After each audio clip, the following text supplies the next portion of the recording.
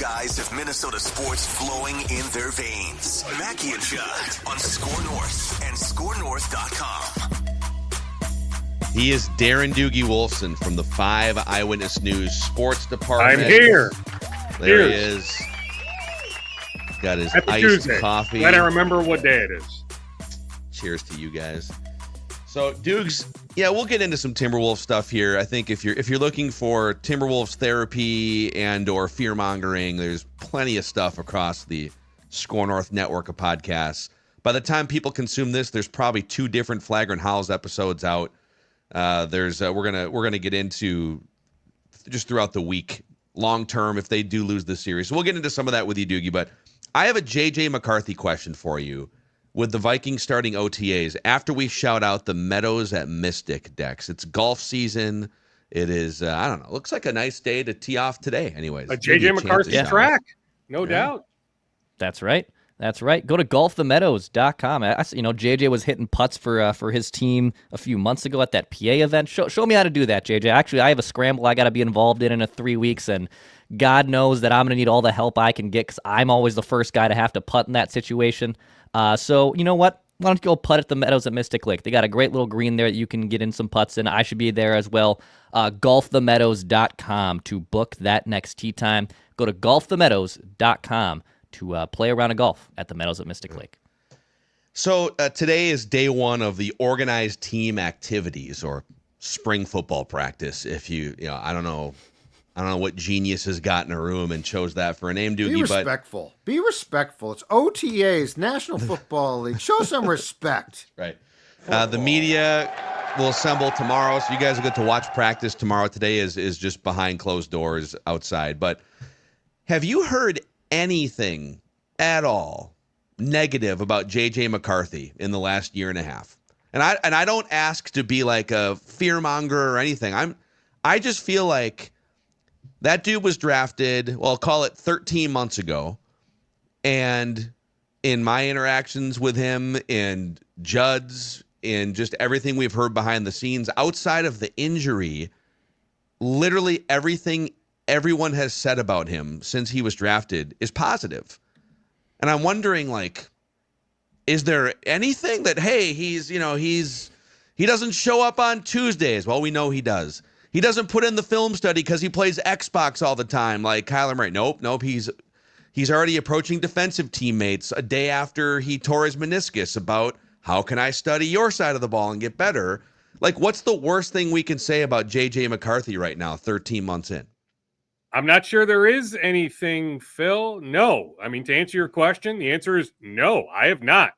And hey, trust me, I correspond with a lot of people. Now, if I did hear something negative, I prefer if somebody attaches their name to the statement as opposed to me passing it along on background. But I'm just telling you, truthfully, no. I've not heard one bad thing about JJ McCarthy. You think about him leading IMG Academy to a national championship in high school, helping Michigan win a national championship in college. The two, it's not a coincidence, put it that way, right? There is something about JJ McCarthy, however you want to define it factor. JJ has it. Cam Bynum is with Kay Adams the other day on her show, gushing, right? There's no reason for Cam to gush in this moment as an Indianapolis Colt about JJ McCarthy. Cam Bynum gushing about JJ McCarthy. He puts in the hours. He puts in the time. There's a genuineness about him, and authentic, he's the real deal. And I equate him to Royce Lewis because the first time I connected with Royce, I'm like, is this really him? Is there a fakeness? And I'm like, no, after you get to know Royce, no. Royce is the real deal.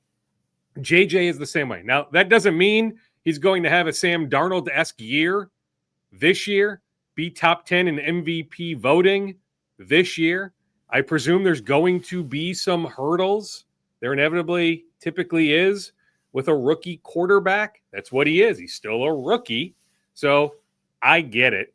But the infrastructure around him, I'm telling you, I will be shocked, Phil, if he doesn't have a good amount of success. As we look at the big picture, as we look at this rookie contract, what I think will eventually be a second contract here with the Vikings, I think he has success written all over him. I just haven't heard any negative things about JJ McCarthy.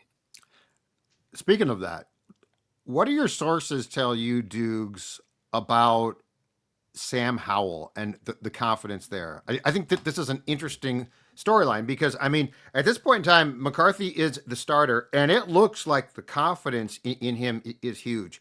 I guess my interpretation of just trying to read between the lines is that they settled on Howell in bringing him here. I mean, there might be some people that like him, but he certainly, if McCarthy struggles, is not a bailout, in my opinion. Have you heard much speculation behind the scenes about the confidence in replacing, in reality, Nick Mullins with Sam Howell? Yeah, well, I mean, they wanted Daniel Jones, right? I mean, for a long time, they thought they were going to re-sign Daniel Jones. That was unfortunate that he ultimately chose to be an Indianapolis Colt. And after that, they really weren't in on any of these guys. As each backup quarterback came off the board, I kept telling you guys, like, they weren't in on those guys. So it was a minor trade. Like, we knew when Drew Lock ended up with Seattle, back with Seattle, that, okay, like, it was logical. They were going to move on. They have Sam Darnold. They have Drew Lock. Where does Sam Howell fit in? That it was inevitable that Seattle was going to move him. It's not like the Vikings gave up anything for him. I'm telling you, that is a legit battle. Brett Rippon v. Sam Howell. Like, to think that Sam Howell, week 1, Monday Night Football at Chicago, if something happens to JJ McCarthy, to think like it's a 100% foregone conclusion that Sam Howell is the next man up. No. Wow. Hold your horses. Wow. Like, that's a legit battle, July into August. Yep. Howell v. Rippon. Now, if I had to handicap it, sure, Sam Howell would be the betting favorite. They did like him pre-draft. I know Kwesi Adolfo-Mensah, close with the former Commanders general manager when Sam was in Washington. Kwesi was paying relatively close attention. The Vikings, yeah, I'm telling you, they had a pretty good thought of him coming out of North Carolina pre-draft a few years ago, so they certainly have tracked his happenings. But yeah, I mean, there's some warts there. We get it, right? I mean, he does have some Nick Mullins in his games. I'm just saying, like, just don't jump in this moment here on May 27th. Don't just assume that he's the automatic number 2. That is a real battle to watch. JJ, the clear-cut number 1. Like, he would have to fail miserably, okay? So JJ, maybe they won't announce it publicly, but JJ, clear-cut number 1. Number 2, that's still up in the air. What are the odds then, with what you just said, that the Vikings backup quarterback on opening day is not on the roster yet? And I'm not saying Rodgers, because he'd have to start. No. But so like you know, get your mind out of the Rodgers gutter. I'm not talking about him. But what are the odds that the backup QB could be a guy that gets cut? It could be a guy that the Vikings acquire in another trade, is not on this roster right now. So you want me to set the odds on that? Why not? Plus 450, plus 500. So like 5 to 1. Okay. 600. Okay. Something like that. Like, I think it's like probably I think it's like 10 to 1. Personally. Yeah, I would bet on. So yeah, maybe it's more like plus 1,000. I mean, I would bet on one of Rippon or Howell being the number 2, but I can't necessarily rule out come late August into early September some sort of transaction, because let me see these guys on the field. Let's see it play out. Right. I believe that one of the two will capture that number 2 spot. Let's get to the real juicy Vikings drama. Game 3, Target Center. Not last night. That was we'll talk about that too, but in the historic blowout of the Thunder and all the trash talking courtside, your guy, Josh Metellus, was handed a warning, like a laminated card warning for what? Jawing at SGA? What happened? Yeah, well, you say my guy. I mean, our guy, right? He's our guy. How great was it? We love some Josh Metellus. Here in the Hubbard Broadcasting Building last year, some real inner football talk up in the SKOR North studios. That was a blast. Yeah, I mean, Josh is certainly one of my guys, certainly one of the better stories going back the last few years when talking about a late round draft pick. Now, to me, earning what eventually will be a 3rd contract, like, to me, that is the next one that will happen in terms of a contract extension. So he is one heck of a story. So yeah, he is there at Target Center on Saturday. he put it on social media, so it was out there, right? That he was handed a red card. Yeah, it lays out, hey, you have to follow this protocol, this, that, stop yelling at officials, treat everybody with respect. It's out there. You can find it on Metellus's social media. So I went back and forth with Josh. He just said, hey, I didn't say anything I wouldn't say on the football field.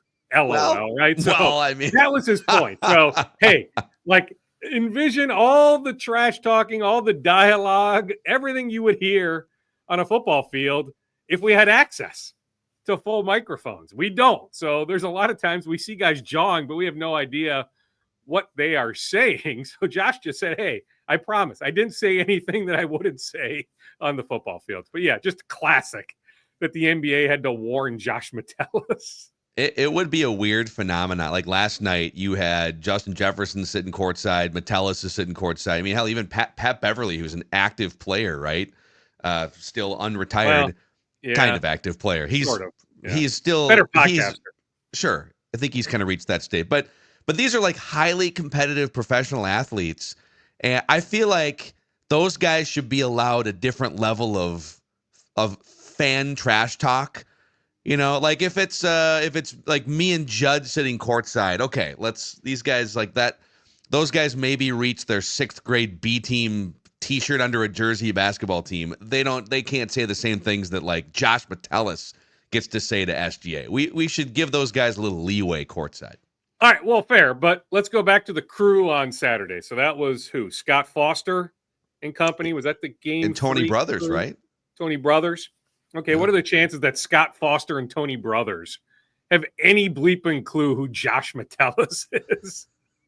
So, probably, I mean, they just see fan second, third row behind the basket yelling whatever vulgarities he was yelling, and they said, okay, somebody needs to issue him one of those red cards. We will warn him. We're not kicking him out immediately.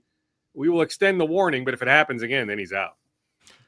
I love the fact that this league, and it's great, but this league and its teams sell these seats where you are like this far from the floor. But if you say the wrong thing that far from the floor, you're in big trouble. It's like, okay, that's fine. But one, I would take it, you're paying a lot to be there. And two, it's like when Westbrook gets all bent out of shape. Russell Westbrook, every time, right? Somebody calls him Westbrook. He stops to confront him. It's like, dude, they're right by the floor. Just keep walking. He's like, this is an old reference, but Back to the Future. He's like when Marty McFly, when someone calls him a chicken, it's like his entire face and neck turn red, and he snaps. What did you call me? That's Russell Westbrook. If you call him Westbrick, yeah, triggered, wildly offended. He'll jump into the stands. It's kind of bizarre. Sounds like the old me on the X machine. I've learned to constrain myself now, right? But yeah. Have you controlled yourself of late? That's good to hear. Yeah. Well, yeah. I mean, I tried to have some back and forth last night on the first half whistle, right? And it's that app. Like, everything has to be argumentative. Like, nobody can have a civil conversation. There is no civil back and forth. Blue Sky. It's always the name calling, all that. Yeah, well, no, I don't need any more social media in my life. You can try to sell me on Blue Sky. No, I'm just not going there. But yeah, I mean, heck, I'm surprised. Like, think about the Malice in the Palace. Like, I'm surprised. So how far back do we go with Ron Artest and everything with the Pacers? Is that like 15, 16, 17 years? The Malice was 04, and he was in the league with the Bulls and the Bulls in the late 90s, early 2000s, I think. So 21 years ago. Are you surprised at all we haven't seen something, maybe not quite to that magnitude, but something semi-comparable in the last 21 years? Just with all the stuff fans are yelling at players? I think it takes because fans are just as bad, if not worse, now than they were 21 years ago. So I don't think they're worse than ever. The fans haven't backed off, certainly in the last 21 years, but it does take a special kind of crazy person to throw their entire life away, potentially, and millions of dollars. I mean, he did bounce back and won a championship later on with the Lakers, and so he did fine. But you're right, guys. I guess there's a better understanding. Plus, there's more security than ever, like just with the teams themselves. Like, these teams now have multiple security personnel. And so there's enough people right there next to the bench to be able to hold guys back. Yeah. But still, I'm surprised a player hasn't gone into the crowd since the Malice in the Palace. Artest also went and laid on the scorer's table, though. So, like, he was laying there, and the guy threw his beer, and it hit him square, like, in the stomach. Like, that whole thing was inviting disaster. I'm a little bit surprised, but, yeah, I think if you make what an NBA player makes, and a beer gets thrown at you, I'm not saying that you're not royally pissed off, but you also probably have to think, I'm going to be suspended for, like, if I defend myself, I'm probably getting 50 games, right? If not the rest of the season. So plus a monumental fine. So you're missing out on those game checks, plus a massive fine. So you might want to consider that. You start thinking about all the money you're about to lose. You're right. That's a good point. Yeah. Let's get to some more Wolves stuff here and then the rest of Doogie's scoop bag. But I'll tell you who the MVP was last night. My wife. When I got home from Target Center, so she had gone to bed. She went to the game, and where Judd and I stayed for an hour to do our live Flagrant House post-game show. But I got home, and there was a fully made and ready to eat late night Pep's Legit Pizza. Wow. Supreme. How's it? Oh my gosh! At first I was like, I'll cut it and I'll have maybe half of it, and then you have half. Bed. Yeah, exactly. I'm going to bed in 15 minutes. It's probably not the best decision, but it was, in retrospect, a great decision because it's legit pizza. It's literally called Legit Pizza, and you can get it in frozen sections in grocery stores in the Twin Cities and experience this at-home, life-changing pizza parlor experience. Pep's Legit Pizza. Also, Federated Insurance could be life-changing if you're a business owner and maybe you feel like you don't have your company buttoned up in terms of safety, preventing claims, risk management. That's where Federated comes in with 121 years of experience in helping elevate businesses through insurance and risk management. They measure the success of their business by the success of yours. So they are a true partner. You can go to federatedinsurance.com to find a full list of industries that they specialize in. At Federated, it's our business to protect yours. Dukes, I think it's fair to say there's a lot of Ant criticism here, and there's a lot of reasons why the Wolves are down 3-1, but Ant is the figurehead. He has been outplayed by SGA overall in the series. So I think two things are true, and you tell me what you think about this. One, he's been outplayed in back-to-back Western Conference Finals, at least to this point, by SGA, Luka Doncic, and Kyrie Irving, who are all three a little bit further along in terms of age and development, but these are three guys, contemporaries, that he aspires to be at the top of the NBA, and he's been outplayed by all three of them the last 2 years. And also, he just led the Timberwolves at ages 22 and 23 to back-to-back Western Conference Finals appearances, and from that standpoint, he's ahead of schedule from where a lot of his contemporaries are when they ever get to their second conference finals or put up the numbers that he's putting up. So how do you balance both of those things here as we it looks like the Wolves are going to lose this series, I guess, but how do you balance those two things? Yeah, I mean, both are absolutely true. I'm okay with a superstar having one bad night like SGA in game 3.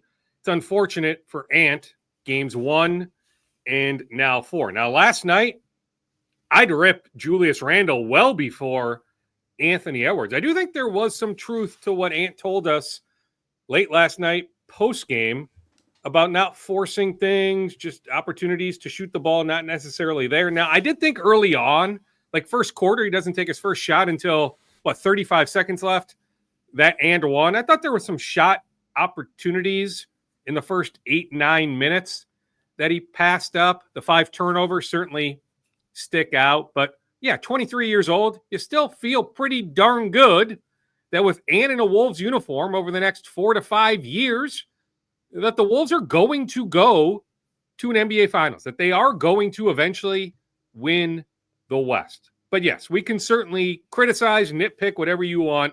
Ant's performance in game 1, Ant's performance last night. I also think there's some truth to this, Phil, that the Wolves are the clear-cut number 2 team in the Western Conference. That if they played the Rockets in a best of 7, the Wolves win. If they play the Nuggets in a best of 7, they win. If they play the Clippers in a best of 7, they win. They beat the Lakers, they beat the Warriors. If we want to have a different conversation, if Steph Curry doesn't get hurt, fine. But I think if Steph Curry plays for the Warriors, the Wolves still end up winning that best of 7 series.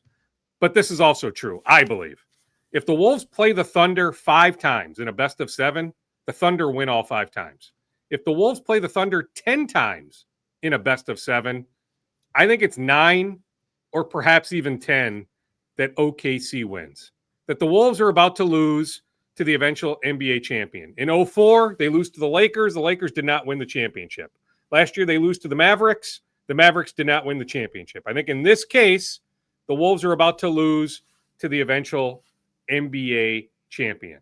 This truly is an all-time Thunder team. And I know I've gotten some blowback on that because I've brought this up with Kendrick Perkins, some others. But I think the Thunder are going to beat the Pacers or Knicks and win the championship. Right now, they're at what? 68 wins in the regular season, +4, 76, +3, 79 wins. How many wins by double digits? Set the NBA record in the regular season for point differential. Like, there's so much good about this Thunder team. I still question them at times in the half court, offensively speaking, although not so much last night. But I just think, Thunder win the championship. In a few years, if we look back at the last, 20 to 25 NBA champions, I think we can put OKC up there with the best. I think this is a great, great OKC team that, oh, by the way, isn't slowing down. So that's the conundrum this summer and for the next few years. How do you overtake this Thunder team? On last night, I'll tell you one thing that jumps out that isn't obvious, and I'll credit my friend Law Murray from The Athletic, my social media friend, for pointing this out. So in Game 3, OKC did not make one non-paint. So think about in the paint, non-paint 2-point shot. They did not make one in Game 3. Last night, non-paint 2-point shots, 11 for 16. Yeah. There was some pretty darn good shot making last night. All of them daggers, by too. OKC. Yes. Well, I mean, I think about, so DiVincenzo hits a 3. It's 109-106.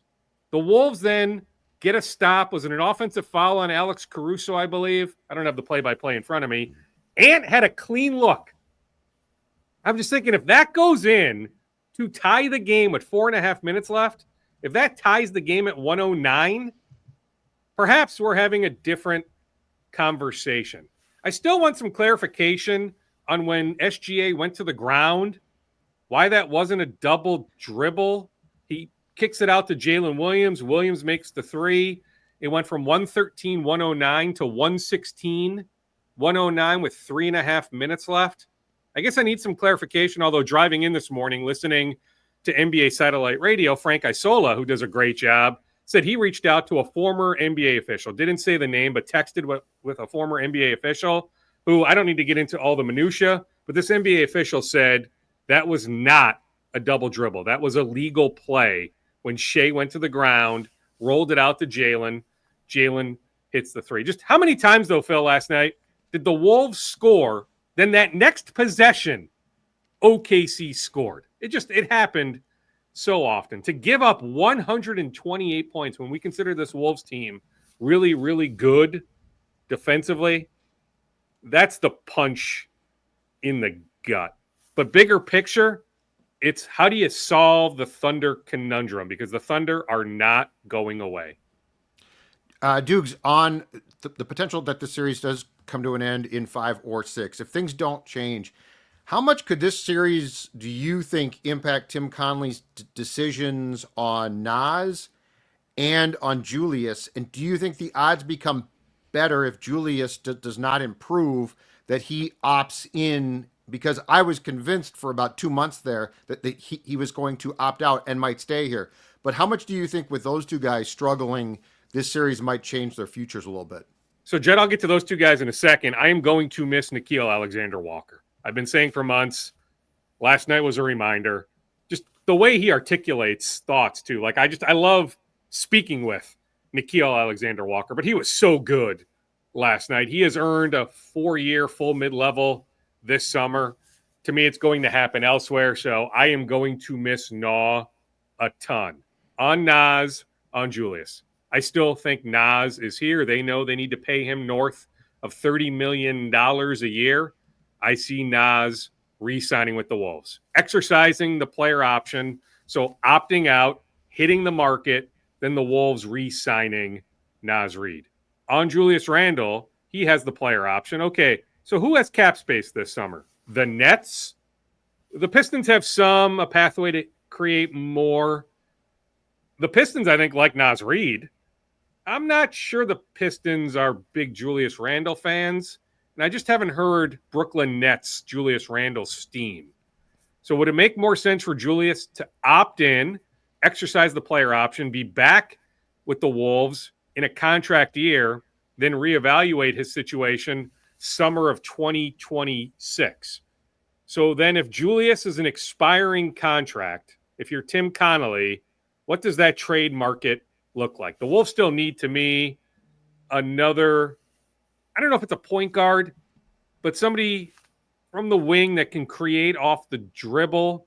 I mean, somebody with some of the qualities that Rob Dillingham has, minus the turnovers. And hey, maybe the answer is that Rob Dillingham has a phenomenal summer, that Rob is ready next year for a much bigger role.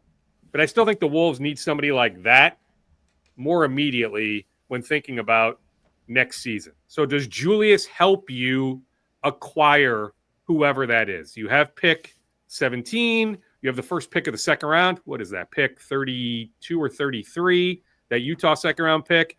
Can you use those draft picks? Can you use Julius Randle to acquire a player with that skill set? That is something that I'll certainly want to keep an eye on. But with Naz Reid, I've long thought this. I haven't heard anything that suggests otherwise, that Naz Reid is going to re-sign, and it's going to be incredible money. Yeah. Yeah, it's going to be, man, the next month is going to be just full of glorious, reckless speculation, because Tim Connolly, that dude's Tim making back. phone calls. Yeah, I think Tim's back, but what phone calls is he making? But like Matt Lloyd, his right-hand man, there's legit Denver interest. Now, Denver may ultimately just hire internally, but that's something to keep an eye on. Mike Nori is in the Phoenix Suns mix.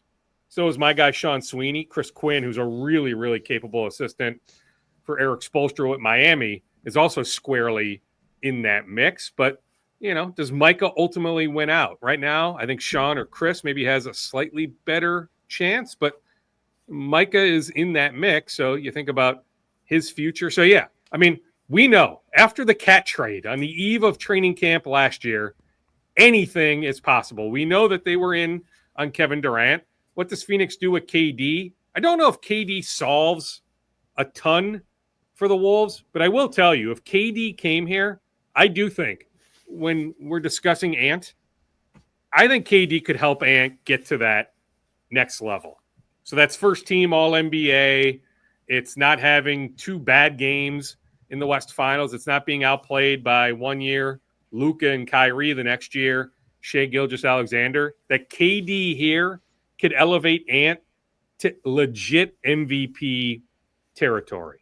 But I'm not giving up Jaden McDaniels, and I don't think, more importantly, the Wolves would give up Jaden McDaniels to acquire Kevin Durant. But that's another guy clearly to keep an eye on this summer. But yeah, to me, with Tim Connolly, clearly everything is on the table, right? When you inquire about De'Aaron Fox, it's not like those talks got real far, right? But Tim is going to be fairly aggressive, wants to have his finger on the pulse of everything that's happening in the league. So there are going to be inquiries.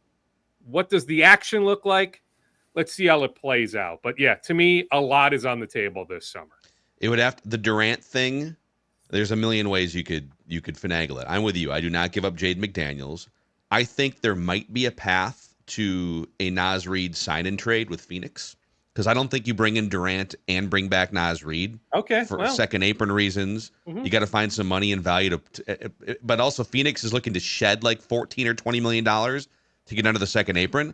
Well, Naz's market value is not going to be anywhere near the $55 million that whatever it is that Durant makes. So you could, hey, here's Naz Reid in a sign and trade over here. Go play in Phoenix and play 35 minutes a night Phoenix doesn't lose as much scoring punch because Naz Reid can pour in 20. There's some interesting paths here, and Tim Connolly is going to be exploring all of them and more. Dukes, give us one more minute of rapid fire scoops here.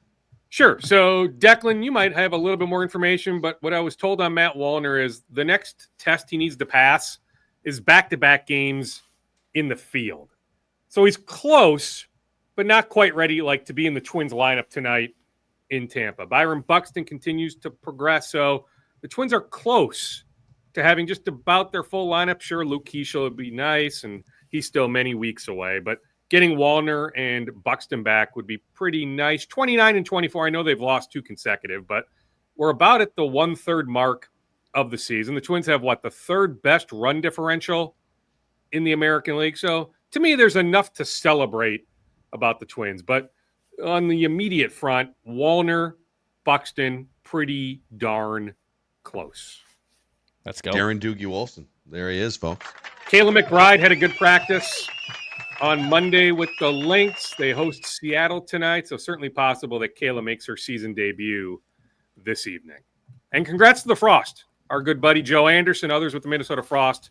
Congratulations on back-to-back Walter Cup championships. Titles. That's all we do is hang banners here in this state. So, all right, Dukes, we'll catch you in a couple days, and we'll see where the Wolves are at in 48 hours. Darren Doogie Wolfson, 5 Eyewitness News Department, Minnesota Sports with Mackey and Judd.